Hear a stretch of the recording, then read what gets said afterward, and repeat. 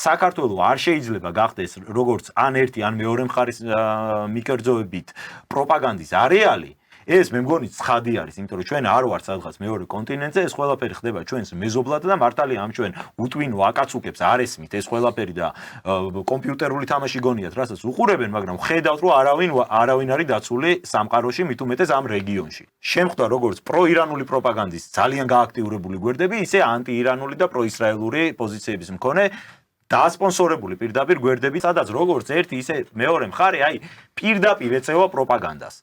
ეს ხდება ჩვენს ქვეყანაში, იწამლება ჩვენი მოსახლეობა ამ პროპაგანდით. და ქართული საზოგადოება არის შუაზე გაყოფილი და ვიღაცები ირანის შაჰს უჭერენ მხარს და ვიღაცები პირიქით ვიღაცა ხამეინს გლოვობენ და თითქოს ჩვენი გადასაწყვეტი იყოს რამე რა იქნება იმ ახლო აღმოსავლეთში, ვართ ერთმანეთს ვჭამთ იმაზე ამერიკა მოერევა თუ ირანი.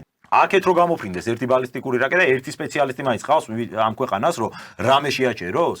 ვართ დღეს ვიღაცის კაი სიტყვის იმედზე, რომ არაფერი არ მოხდება კაცო ჩვენთან. მე მაინტერესებს რას შვება ასეთ დროს საქართველოს სპეცსამსახურები.